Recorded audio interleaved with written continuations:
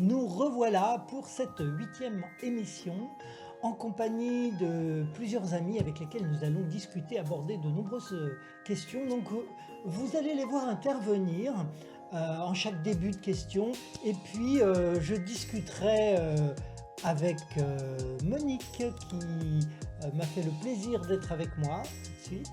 Et voilà, on va découper ça en chapitres, vous allez avoir tout ça dans la 8e émission. C'est tout de suite. Mais avant de commencer tout ce questionnement, on va dire un petit bonjour à Gilles et à Alain. Salut Alain, salut Gilles. Merci beaucoup Alain d'être avec nous aujourd'hui et puis de bien vouloir nous donner ton avis sur différentes questions. On va te passer la parole à plein d'endroits. Merci beaucoup de m'accueillir. Bonjour Michel, c'est avec plaisir. Je te remercie d'ailleurs de m'avoir invité et j'en profite pour saluer et souhaiter la bienvenue à toutes celles et ceux qui seront appelés à visionner cette vidéo. Donc pour cette première question, ma chère Monique, peux-tu nous dire, toi aussi, ben on va écouter, on va d'abord faire parler nos bons hommes, mais en gros, la première question sera toute simple. Qu'est-ce qu'une crypto-monnaie? Alors une crypto-monnaie, c'est une monnaie virtuelle où tout le monde s'entend pour une valeur de cette crypto-monnaie et elle est exclusivement virtuelle, c'est-à-dire qu'elle n'a pas d'aspect physique dans notre monde, quoi, entre guillemets, celui qu'on côtoie tous les jours. Bon, a priori, tu es d'accord avec lui, Monique, je pense. Oui, je suis d'accord avec Alain, tout à fait.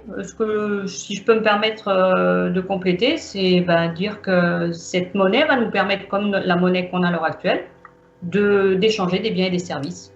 Ce qui se fait déjà d'ailleurs à l'heure actuelle.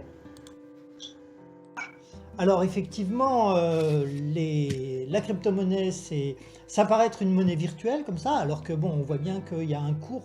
Aujourd'hui, par exemple, sur le Bitcoin, il est aux alentours de 60 000 dollars.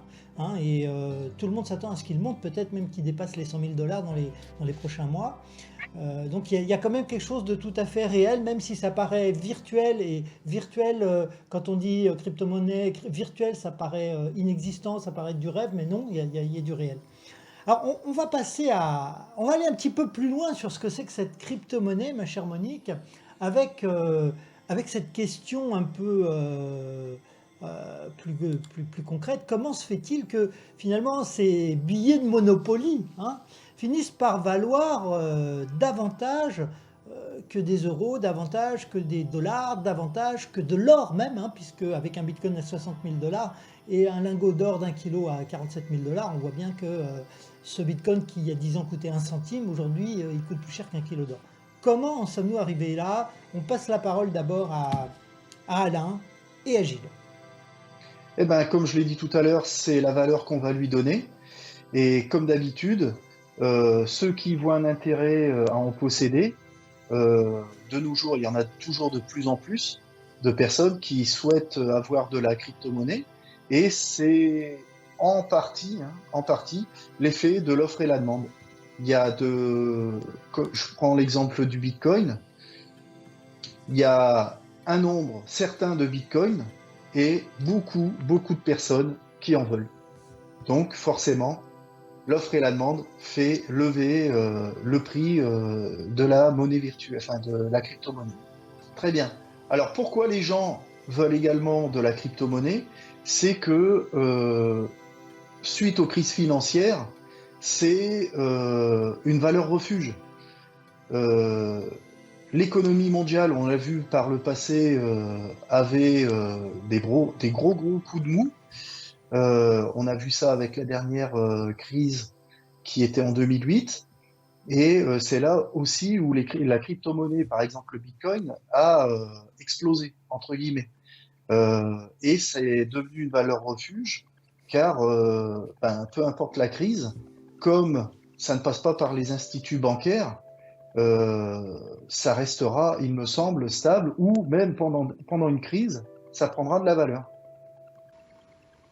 Je pense que c'est lié à la demande, certainement. Alors, bon, on a des avis, il y a quelques mots-clés qui sont ressortis de tout cela, crise bancaire, valeur de l'offre et de la demande. T'en penses quoi, Monique? Exactement. Alain a développé un peu plus, mais c'est tout à fait ça. C'est l'offre et la demande qui va faire que la crypto va monter. De plus, il a tout à fait raison, ça va être une valeur refuge. On a vu que les banques nous ont planté X fois. Comme les gens n'ont pas envie que ça recommence, effectivement, ils vont se tourner vers la crypto et ils vont laisser les banques de côté. Oui, effectivement, le fait qu'on ait la loi de l'offre et de la demande, c'est qu'on se retrouve finalement devant quelque chose qui est comparable au pétrole, à l'or, à n'importe quoi, à tout ce qui se vend dans les cours de la bourse, quoi. Plus les gens veulent telle ou telle crypto, effectivement, et plus elle monte, hein. Donc ça, c'est le principe de base. Après, on va l'expliquer un petit peu plus tard. Comment ça a démarré tout ça? Comment est-ce que on est parti d'une valeur de 1 centime, par exemple? Pourquoi est-ce que ça a coûté 1 centime et pourquoi voilà, pourquoi ça n'a pas commencé par coûter 1000 euros, par exemple, ou 10 000 euros, hein. Donc ça, on va en parler un petit peu plus longuement tout à l'heure. Ensuite, valeur refuge, évidemment, c'est très très très discutable, hein, puisque si d'un côté, aujourd'hui, les crypto-monnaies n'ont pas de très grande baisse ou de très grande hausse, enfin le Bitcoin, parfois il est tombé très très bas, quoi. Il est remonté, donc c'est quand même, ça fait peur quand vous misez sur quelque chose qui soudain vous apercevez qu'il vient de perdre je sais pas, 90% de sa valeur, ça vous calme normalement. Ouais. Mais bon, c'est pour ça que c'est une valeur refuge, je suis d'accord, je suis obligatoirement d'accord, parce que les gens qui veulent de la stabilité, par contre, qui veulent que ça soit tout calme, tout paisible, je ne sais pas si ça sera vraiment une valeur refuge pour eux, parce que en fait, les crypto-monnaies comme le Bitcoin, par exemple, ça a beaucoup monté cette dernière année, mais c'est toujours possible que ça redescende. Dans une journée, ça peut perdre 40, 60%, de même que ça peut prendre 1000%, ça c'est vrai aussi. On va du coup pouvoir se poser une autre question, ma chère Monique, et on va demander à nos amis peut-être de nous éclairer s'ils ont un avis là-dessus. Sinon, écoute, peut-être que tu veux y répondre directement. Pourquoi dans ce cas-là, puisqu'on a inventé des crypto-monnaies comme le Bitcoin, pourquoi en créer des nouvelles? Après tout, Pi, le projet sur lequel on travaille, effectivement, c'est une nouvelle crypto-monnaie. Alors pourquoi une nouvelle? Peut-être pour permettre à un plus grand nombre de personnes d'y avoir accès et d'avoir le choix dans le type de monnaie qu'ils souhaitent acquérir et utiliser. C'est pour que tout le monde puisse y avoir accès en partie, car le Bitcoin maintenant, on est obligé de le diviser tellement, c'est-à-dire que il me semble que le nom c'est le Satoshi, c'est -8, enfin c'est 8 chiffres derrière la virgule pour que monsieur tout le monde puisse en avoir, et ça c'est impossible d'y accéder pour monsieur tout le monde. Et je pense que d'autres crypto-monnaies verront le jour et prendront aussi de la valeur pour que tout le monde puisse les utiliser. Alors, toujours aussi discutable ces avis que nous avons des copains. Toi, tu en penses quoi? Pourquoi de nouvelles monnaies? Alors, je ne vais pas revenir sur ce qu'ils ont dit, tout à fait, je suis d'accord. Ce que je pourrais rajouter, c'est que faire d'autres monnaies, d'autres cryptos, parce qu'elles n'ont pas toutes la même fonction. Pour moi, il y en a certaines qui vont nous permettre d'acheter certaines choses. Et par exemple, il y en a qui vont Et il y en a d'autres qui vont être plus spécifiques dans les smart contracts et d'autres pour voilà, acheter des choses beaucoup plus diverses, différentes. Ça permet aussi de diversifier les cryptos, donc d'avoir un panel beaucoup plus large, comme il disait, pour que tout le monde aussi puisse y avoir accès. Alors effectivement, les crypto-monnaies, on les connaît, elles n'ont pas toutes les mêmes possibilités. Le Bitcoin est principalement une monnaie d'échange. Mais si on prend par exemple des monnaies comme l'Ethereum et comme le sera le Pi, l'Ethereum permet aussi de gérer ce qu'on appelle les smart contracts, c'est-à-dire des contrats d'affaires entre personnes, entre entreprises, entre plusieurs interlocuteurs. Et c'est la crypto-monnaie, enfin sa blockchain en particulier, qui va en tant que gestionnaire, un peu comme pourrait le faire, je ne sais pas moi, un juge, voilà, un gestionnaire, tout simplement. C'est lui qui va dire ah ben le contrat a été réalisé donc je paye, ou le contrat n'a pas été réalisé donc je paye pas tant que j'ai pas les papiers. Donc les smart contracts, c'est très important actuellement, ça représente des milliards et des milliards de dollars d'investissement des entreprises sur l'Ethereum, et si effectivement Pi Network fait des smart contracts comme normalement c'est prévu, eh bien on va encore avoir un intérêt de la part des entreprises qui vont peut-être coller leurs produits sur la blockchain de Pi, comme les entreprises ont déjà calé un grand nombre de leurs contrats, de leurs produits sur la blockchain Ethereum. Ça pourrait se faire pareil pour le Pi. Donc effectivement, de nouvelles monnaies. Pourquoi d'autres monnaies? Parce que c'est aussi, voilà, ça permet d'autres possibilités, comme on disait tous. Voilà. Alors, du coup, on peut attaquer une nouvelle question qui est tout simplement quel est l'avenir en fait, quel est l'avenir des crypto-monnaies et comment vont réagir les pouvoirs publics à partir du moment où effectivement on s'aperçoit que les crypto-monnaies ne sont plus gérées par des États ou des banques centrales. Donc voyons voir ce que nous disent nos copains, Monique. Ok ? Il me semble qu'elles ont vraisemblablement plus d'avenir que les monnaies fiduciaires, que ce soit justement un choix politique, pour des raisons qui ne paraissent pas propres à développer maintenant, mais je pense qu'elles ont beaucoup d'avenir. L'avenir pour les crypto-monnaies, je pense que c'est la monnaie de demain. Et je pense que nos enfants, à un certain moment, ne connaîtront pratiquement que la crypto-monnaie. Les instituts bancaires, à moins que les instituts bancaires en créent et valident une crypto-monnaie en validant par les États, à l'heure actuelle, l'avenir de la crypto-monnaie aura des beaux jours, je pense. Qu'est-ce que tu en penses? Deux avis intéressants encore. Oui, ils ont tout à fait raison. On va s'y habituer. Au début, ça paraît très nébuleux et je pense qu'effectivement, la crypto-monnaie a de l'avenir. Tu vois, on s'en sert déjà, on s'en rend pas compte. Les gens, moi, j'ai quasiment plus de monnaie dans mon porte-monnaie, pour dire quasiment plus.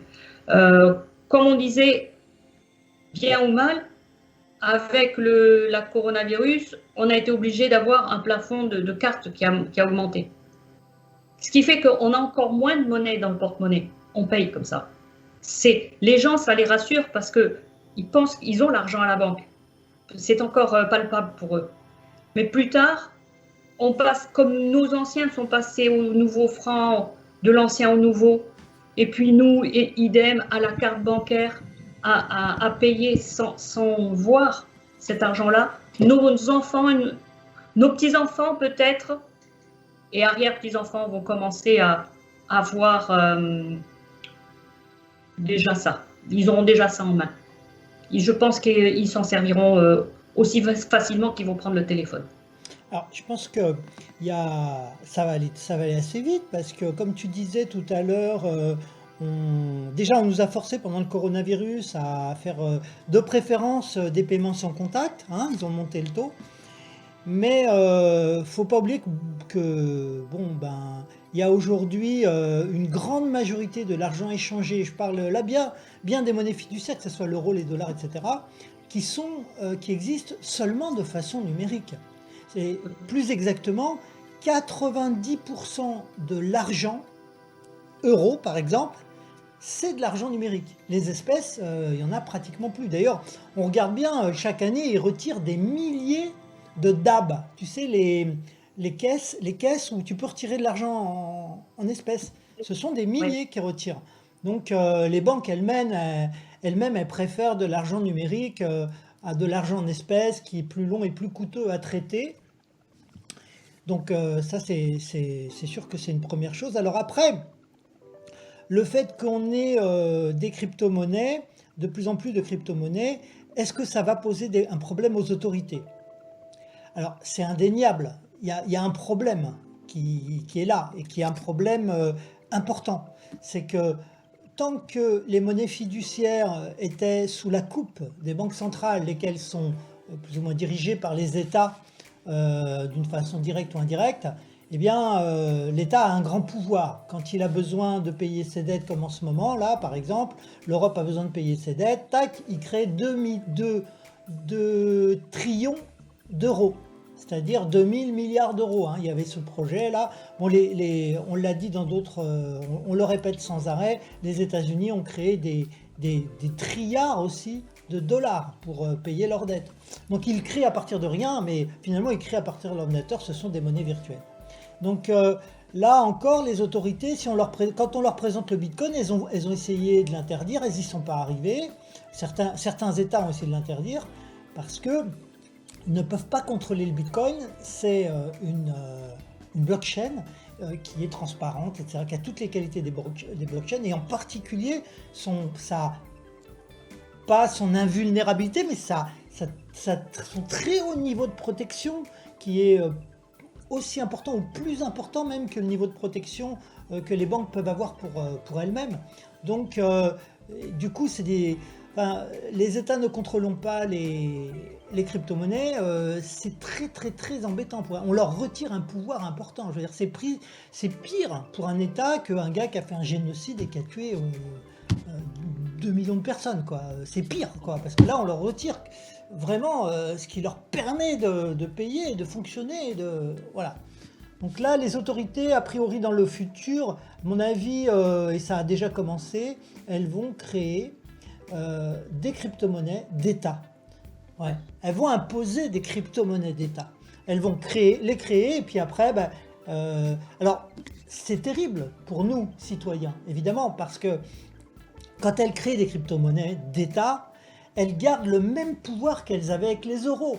Parce que quand un État, une banque centrale crée comme ça 2 trillions d'euros, à partir de rien, eh ben, la ménagère, ce qu'elle achetait il y a un an, elle ne peut plus l'acheter aujourd'hui. Parce qu'il y a beaucoup plus d'euros sur le marché, et donc du coup, il a moins de valeur. Et comme il a moins de valeur, eh ben, les choses coûtent plus cher. Donc, je crois que là-dessus, les gens vont de plus en plus comprendre. Ils vont comprendre le mécanisme. Ils vont comprendre surtout que les crypto-monnaies qui sont publiques mais qui ne dépendent pas de l'État, ce sont leurs meilleurs défenseurs contre justement cette augmentation de la cherté de la vie, et puis aussi contre les abus des gouvernements et des banques centrales. Il faut dire le mot, ce sont des abus, c'est pratiquement de l'escroquerie. Vous voyez. Donc, voilà un avis. De plus. Alors, une autre question, puisque nous parlons des crypto-monnaies, nous parlons de Pi, bien entendu, blockchain, on en reviendra tout à l'heure, peut-être à décrire un peu plus ce que c'est, mais une autre question, on a parlé de crypto-monnaies qui avaient des possibilités, on a évoqué certaines de Pi. Effectivement, quelles sont les spécificités de Pi? Qu'est-ce que Pi a de plus ou qu'est-ce qu'il a de moins, hein? Quelles sont ses spécificités, hein? Voyons voir Alain, qu'est-ce que tu en penses? Alors, la spécificité avec Pi, c'est une monnaie pour monsieur tout le monde. Déjà, elle est accessible sur le portable, le téléphone portable. On n'a pas à avoir un ordinateur d'Hermicry avec une plateforme de trading pour pouvoir faire des échanges. C'est-à-dire qu'elle sera accessible de notre téléphone portable. Et j'espère que dans l'avenir, je pourrai aller payer mon pain avec mon portefeuille de Pi. Et ce qui permettra de voir une évolution dans l'économie mondiale. Alors, oui, effectivement, par rapport au Bitcoin, c'est accessible à beaucoup plus de monde. Pourquoi? Parce qu'ils ont eu l'intelligence de pouvoir faire une appli et une application sur téléphone. Donc, tu n'as besoin que du téléphone. Tu télécharges et c'est quasi, j'ai bien dit quasi comme un jeu. Tu l'ouvres tous les jours, Oui, je suis tu d'accord. mines, tu as gagné, c'est bon, tu peux fermer, tu as miné pour la journée. C'est comme si tu avais travaillé pour ta journée. C'est aussi simple que ça. Et du coup, ben, effectivement, ça touche des gens qui n'auraient sûrement pas été s'aventurer dans le Bitcoin. Oui, oui, oui. Mais c'est vrai que les technologies ont un peu augmenté depuis 10 ans et que les téléphones ont plus de possibilités encore. Et comme tu le dis, c'est tellement convivial et facile à faire. Je pense que ceux qui nous regardent et qui ne sont pas encore inscrits, à mon avis, ils vont vite venir parce que, bon, puis effectivement, c'est une crypto-monnaie qui peut s'acquérir facilement. Il suffit d'installer l'appli. Et alors, Alain parlait, lui, aussi du fait que c'était une monnaie pour tout le monde. En fait, le projet de Pi, rappelons-le, c'est de devenir une monnaie planétaire, accessible à Monsieur Tout le Monde. Hein. Monsieur Tout le Monde, c'est donc pas tous ces multimilliardaires, ces multimillionnaires ou ces personnes. Non, c'est pour tout le monde, pour en faire une monnaie avec laquelle on pourra acheter, mais pour tout le monde. Ce qui veut dire que on sera, bien entendu, bien au-delà de 21 millions de bitcoins. Parce que bitcoin, ils sont 21 millions, il y a 21 millions. Après, bon, là où je suis beaucoup moins d'accord avec Alain, c'est que je pense que tout le monde peut acheter du bitcoin, mais ils n'achèteront pas des morceaux entiers, enfin des bitcoins entiers, mais plutôt des morceaux de bitcoin, ce qui est évidemment moins cher. Hein. Des Satoshi, ça ne coûte pas grand-chose, mais bon, mais on peut en acheter, tout le monde peut en acheter. Alors, voilà, voilà pour les spécificités de Pi, ça va être le fait d'être à la fois une monnaie, à la fois de gérer les smart contracts comme le fait l'Ethereum, mais accessible à tout le monde. Moi je dirais que c'est un petit peu ça, et puis surtout cette convivialité. Pour l'instant on n'a pas Ethereum sur un mobile. Hein.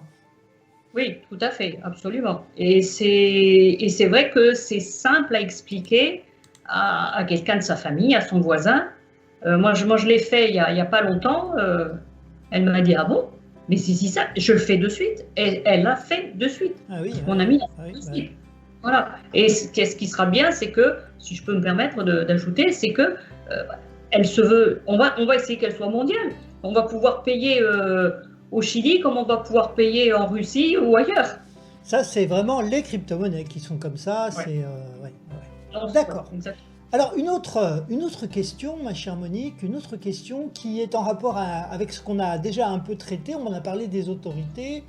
Je crois que ça vaut le coup d'aborder le sujet de la surveillance des crypto-monnaies par les autorités, à savoir est-ce qu'elles surveillent et si oui, de quelle façon ou comment et pourquoi est-ce qu'il y a des impôts sur les crypto-monnaies? Je présume qu'il y a une grande surveillance des crypto-monnaies. Et pour ce qui est des impôts, il est quasiment certain qu'à terme, on sera assujetti aux impôts au même titre que des monnaies fiduciaires, de l'argent qu'on peut gagner en travaillant ou autre. Alors, je pense que oui, c'est déjà possible. L'État français fait payer les impôts sur les crypto-monnaies. Cependant, lorsque ça se passe entre un acquéreur et un vendeur, ça va être compliqué de pouvoir imposer un échange de PI en direct entre deux personnes. Car comme ça ne passe pas par un organisme de banque et que c'est intraçable, je ne vois pas comment toutes les transactions vont pouvoir être imposées. Oui, je sais qu'il y en a déjà qui sont imposés, il me semble. Mais il est vrai que, au vu déjà, je crois, de l'éventail des cryptos qu'on va avoir, il y a tellement, c'est tellement bien fait avec la blockchain, je ne sais pas s'ils vont arriver à voir toutes les transactions qui vont se faire. Et si on se fait des transactions de particulier à particulier, si c'est pas des sommes énormes, ouais, je sais pas trop s'ils vont pouvoir l'imposer.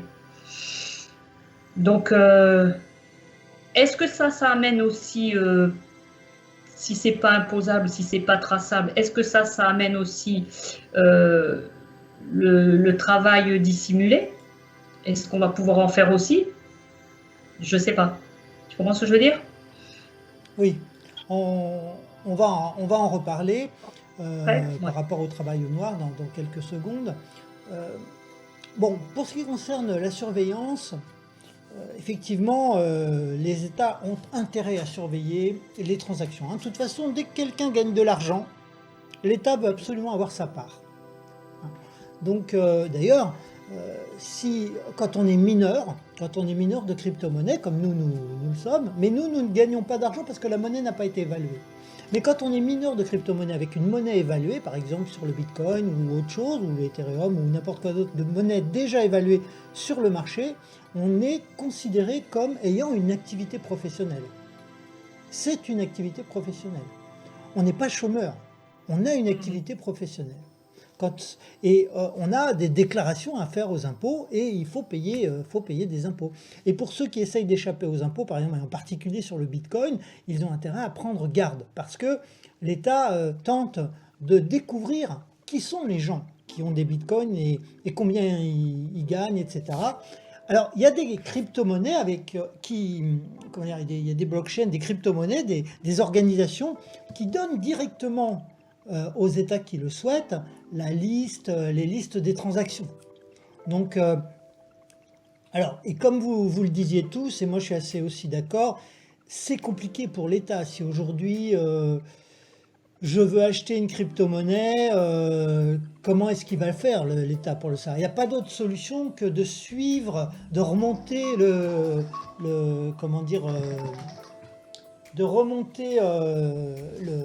fil de mes transactions pour savoir effectivement où est-ce que j'ai acheté, quand j'ai acheté. Et ça, c'est compliqué parce qu'il y a quand même un règlement. Il y a quand même un règlement dans les entreprises. Peut-être qu'elles n'ont pas forcément le droit d'être complètement transparentes, quoi. Alors, nous avons tout à l'heure évoqué la possibilité, évoqué le fait même que les monnaies et la crypto-monnaie, ce sont des technologies, ce sont des technologies de plus en plus, des technologies d'ordre différentes, mais qui se perfectionnent. La crypto-monnaie semble être une technologie, elle aussi. Et du coup, on est en droit de se demander, oula, non, ça c'est pas bon. On est en droit de se demander, bien entendu, quels changements ces crypto-monnaies vont apporter à notre civilisation actuelle. Y a-t-il lieu à s'inquiéter? Gilles? Ça, c'est une certitude. Il va y avoir un grand changement si on ne passe uniquement aux crypto-monnaies et qu'on abandonne les monnaies fiduciaires. Et je crains fort que ce changement ne soit pas nécessairement à l'avantage des petites gens, des pauvres, ou de la classe moyenne. S'inquiéter. Je pense pas. Je pense que c'est plutôt les banques qui vont s'inquiéter. Non, je pense que la crypto,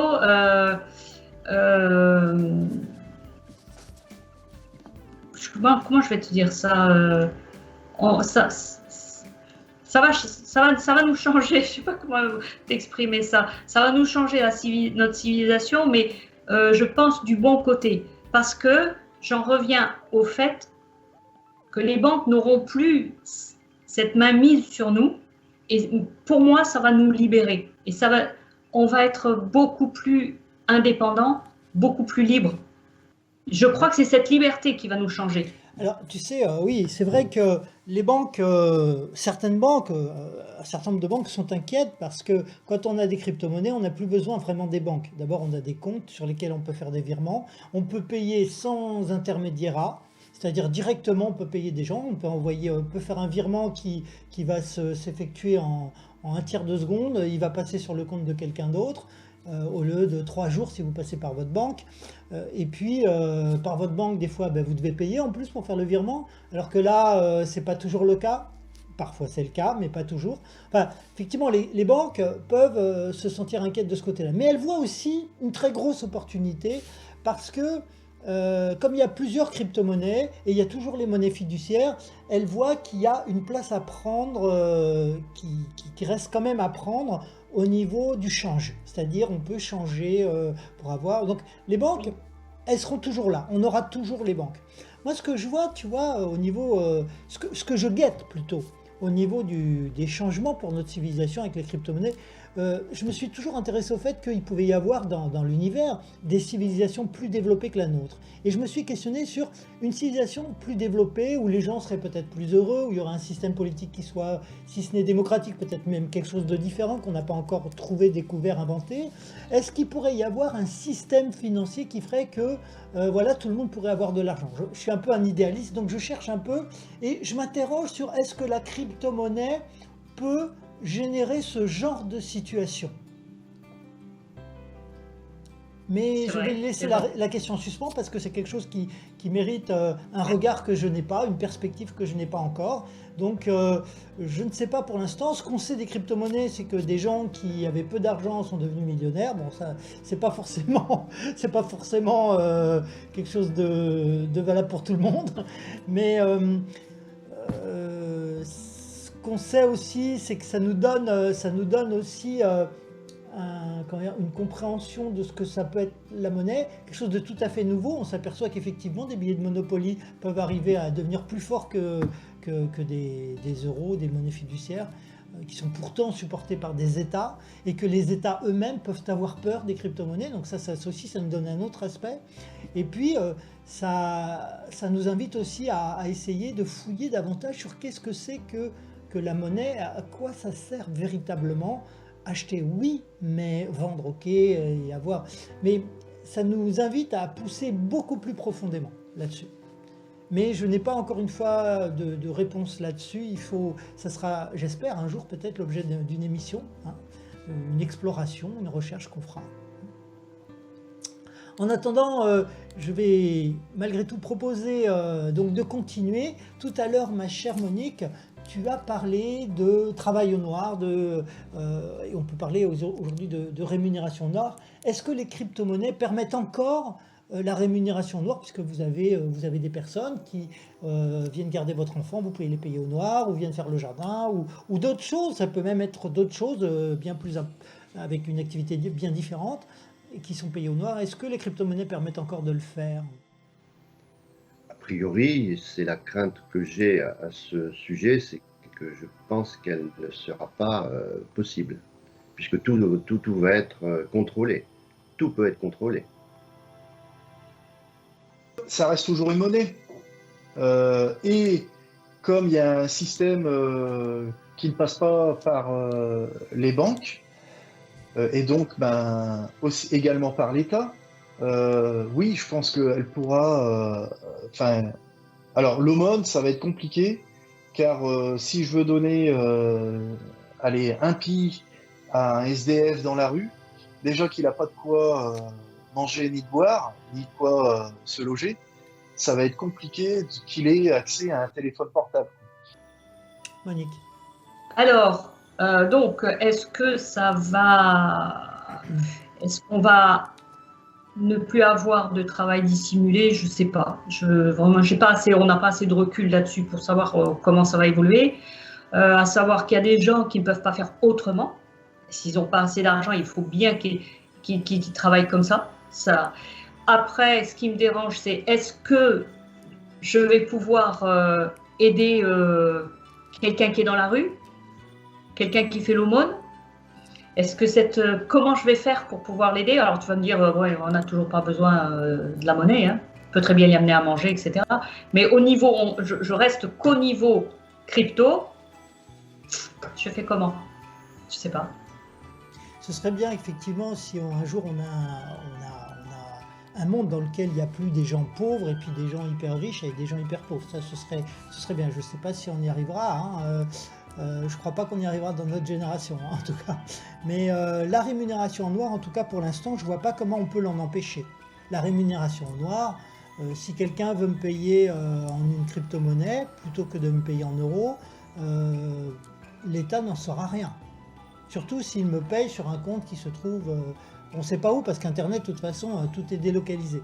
Donc, effectivement, je te coupe, excuse-moi, et on en revient à la question précédente, c'est-à-dire que est-ce qu'on va pouvoir être imposé? Est-ce que l'État va voir tout ça? Oui, tout à fait, tout est relié. Cherchez pourquoi les mafias essaient de se faire payer en crypto-monnaie, simplement parce que les États sont plus compétents. Donc c'est pour ça que pour une mafia, c'est plus intéressant d'avoir $1 million en crypto-monnaie plutôt que d'avoir $1 million en espèces. On peut même pas franchir les frontières sans le déclarer, quoi. Donc oui. Oui, je pense que pour la rémunération noire, voilà. Après, pour l'aumône en crypto, oui, ça paraît complètement invraisemblable en l'état actuel, quoi. Après, il faut quand même savoir qu'il y a des pays très pauvres dans lesquels il est plus facile pour les gens d'acheter un téléphone portable que d'ouvrir un compte en banque. C'est un problème, et c'est pas des blagues. Ouvrir un compte en banque, ils vous demandent des papiers, ils vous demandent tout un tas de trucs, qui fait que au bout d'un certain temps, les gens ils sont pas en mesure de pouvoir ouvrir le compte en banque. C'est compliqué d'ouvrir un compte en banque dans certains pays. C'est pour ça que quelque part le fait d'avoir un téléphone portable et de pouvoir faire du PI, c'est plus facile pour ces gens-là que d'ouvrir un compte en banque, quoi. Voilà. Ah, on continue alors, on continue notre exploration, et puis une objection qui nous est régulièrement émise de la part des personnes qui ne connaissent pas bien l'informatique ni les crypto-monnaies. Et cette objection, c'est la suivante: et si l'informatique plante? Et si l'informatique plante? Et si l'informatique plante, je crains fort que tous les avoirs en crypto-monnaie de chacun disparaissent. Il n'y aura plus de traces. Alors, les systèmes sont très sécurisés, ça c'est sûr, mais elle a un talon d'Achille, c'est qu'elle doit fonctionner par l'énergie, c'est-à-dire l'électricité. Si l'électricité tombe, il faudrait que ce soit au niveau mondial. On va partir dans cette voie-là, hein. On va dire qu'il n'y a plus d'électricité pendant X temps sur la planète, ce qui serait vraiment un cas de figure jamais vu. Il y aura des sauvegardes. Enfin, il me semble qu'il y aura des sauvegardes. Et ces systèmes, comme je l'ai dit tout à l'heure, c'est pas des clampins ceux qui sont derrière les crypto-monnaies. Et le système, dès qu'il y aura de nouveau de l'énergie et de l'électricité, reprendra cours. Alors, si l'informatique plante, alors déjà, pour que l'informatique plante, mais totalement, je sais pas moi, il nous faut une bombe sur toute la planète. Il y aura toujours quand même, il y aura toujours quelque chose qui va rester. Sauf que bon, allez, on dit l'informatique plante totalement. Si on est lancé dans les cryptos, en général, on est au courant que ces avoirs, c'est nous notamment notre PIN, les bitcoins, sont mis sur des clés. Donc ces clés-là, à un moment donné, quand l'informatique reviendra, il n'y a plus qu'à réinjecter. C'est comme les banques. Les banques elles-mêmes, elles plantent. La banque allez, krach boursier. Vous avez de l'argent, on a de l'argent sur un compte. Il n'y en a plus. Bah si, il y est. Les banques vont se refaire et on retrouvera ce qu'on a sur nos comptes. Enfin, moi, je le vois comme ça. Donc, pour moi, non. On ne perdra jamais totalement tout. Il suffit d'être, de faire attention et d'être prévenant. Alors, en fait, quand on parle de... Ici, l'informatique plante, comme disait Alain, c'est qu'on parle de soit une rupture de courant, soit il peut y avoir aussi, je sais pas moi, un bombardement solaire qui fait que ça pourrait détruire les satellites ou l'informatique. Après tout, c'est pas comme si on n'avait pas inventé les bombes électromagnétiques. On les a inventées, on sait que ça c'est possible. Vous mettez ça dans un avion, il tombe direct. Ou même au-dessus d'une ville et plus personne n'a le courant. Donc, non, pardon, pas plus personnel courant. Disons que toute l'électronique s'arrête, quoi. C'est ce que je veux dire. Hein. Mais une voiture qui n'aurait pas d'électronique, elle continuerait. Il n'y aurait pas vraiment de problème. Donc là aussi, je suis d'accord avec Alain. Il y a des sauvegardes. Il y a des sites qui sont protégés. Pour la crypto-monnaie, c'est encore pire que ça. C'est que si vous avez des notes qui résistent, ils ont la totalité des transactions. Donc, dans chaque bloc, il y a la totalité des transactions. Donc, blockchain. Hein. Donc voilà, donc on récupère la totalité des transactions. Alors, je ne sais pas s'il y aura celle des dernières millisecondes, hein, mais par contre, il y aura celle des 5 dernières minutes, c'est sûr. Voilà. Pour moi, c'est oui, ça va être perdu. Voilà, tout à fait. Ouais. Je vous invite à nous suivre pour un prochain chapitre. Là, nous venons de terminer le premier chapitre. Et puis, par la suite, d'autres questions tout aussi intéressantes qui vont revenir, nous faire travailler sur le fonctionnement de Pi, sur ce que c'est qu'une blockchain, enfin voilà, on va parler plus particulièrement de Pi. Et puis aussi de comment on réglera les factures à partir d'une monnaie comme ça, crypto-monnaie, et comment on fait pour transformer ces pi en euros un jour. Et puis un petit peu plus tard, on ira même encore plus loin pour ce qui concerne la valeur de pi.